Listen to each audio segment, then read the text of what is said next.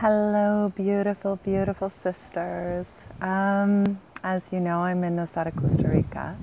I hope you're able to hear me well and that the wind isn't interfering too much with this video. Sorry for the shake. I'm just going to try to stabilize things here. And I would just like to preface with I am not actually burnt and red. I'm just sitting under a red umbrella, protecting myself a little bit from the sun. So, yeah, there'll probably be some fade out. I'll try to stabilize. There we go. Hi, everyone. I would like to express a really heartfelt gratitude for the loving support that I received from you with my post about moving through some stuff, some dense emotion. And I think it's really important to have a conversation about that, because this is something I've noticed at different times in my life, and that being this quality of conflict within my heart and the judgment that's coming from my head. I experienced it when I was in Hawaii. I experienced it when I spent a few months in Paris. I experienced it when I was in Greece. I've experienced it previously when I was living in Costa Rica. And it reminds me of Thich Nhat Hanh's statement, wherever you go, there you are. And it's so true. What is within us and what wants to be revealed is going to come up wherever we are.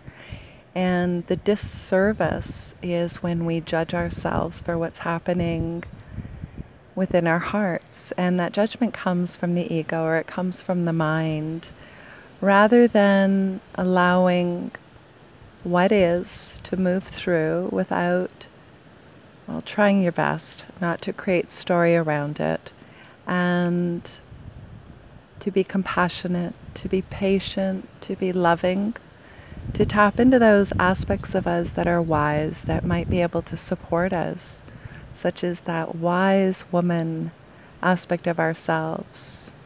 Maybe the little girl who's like, you know what, let's just play, let's get in the pool, let's splash. Maybe it's about having a nap. Maybe it's about having to cry, right? And what ended up working for me was I didn't actually do a lot of journaling. It didn't feel like the tool that was going to best support me right now, because I actually didn't want to get into story. I didn't want to see story coming to paper.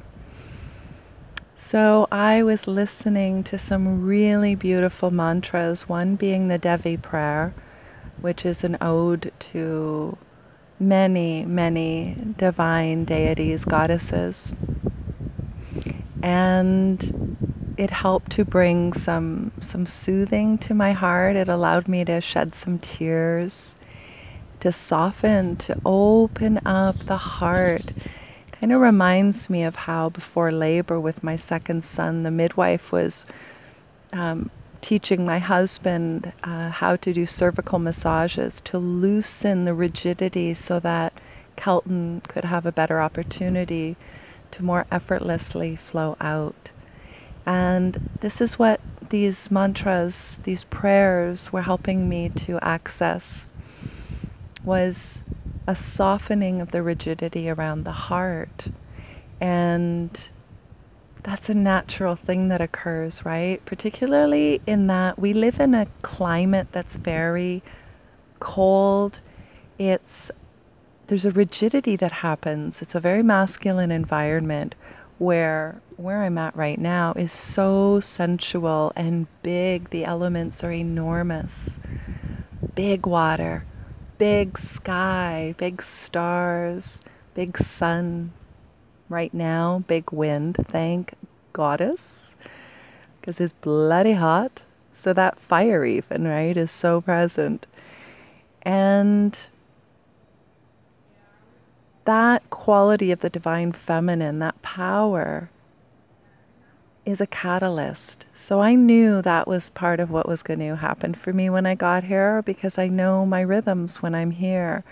And coming from Sudbury, coming from being in a rhythm of the masculine, which is doing, doing, doing, and not receiving the amount and the quality and the consistency of nourishment that I require to stay in my feminine energy, or to be more balanced in the two, I knew there was going to be a couple of days of resistance that I would go through before the tenderizing occurred, the releasing occurred. And so today I feel quite blessed. I feel soft. I feel grateful. And that was part of what I was grieving, was that when I got here, yes, I was happy to be here, but I wasn't feeling the joy. I wasn't feeling the delight. I wasn't aligning with the magic, because I was still very much in my mind and in a place of doing rather than receiving, which is that feminine energy. So today I am fully in receiving. And tomorrow night, a very dear man that I've known for many years here and I are going to be spending the night on the beach under the super blue blood. No, it's not blue. Or is it blue? There's a whole lot going on. So we have a super full blood moon. And I think it is a blue moon too, because that's the second full moon of the month. And it's also an eclipse. So it's going to be pretty powerful energies.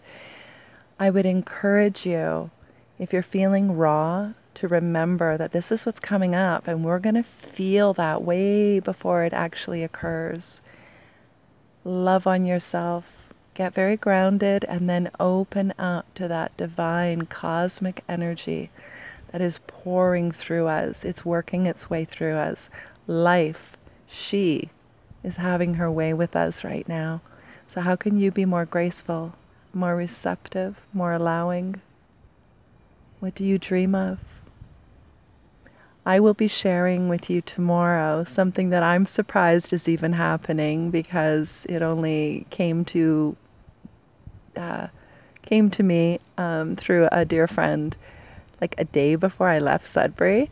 So I've just completed the offering and I will announce it tomorrow. And it so aligns with the work I just completed before I left Sudbury, the cycles of nourishing self-care, which was that honoring the 5 cycles of the divine feminine within us. And the journey I've just gone through, and remembering that my heart is so desiring to live the feminine, because that's where I'm most powerful and most replenished simultaneously. So I love you, and I will do what I can to offer up another glimpse of this. I couldn't do live because it would appear, I think, that my Samsung phone is just a little bit too old to be able to do Facebook Live. So you're getting a pre-recorded video. I love you. Thank you.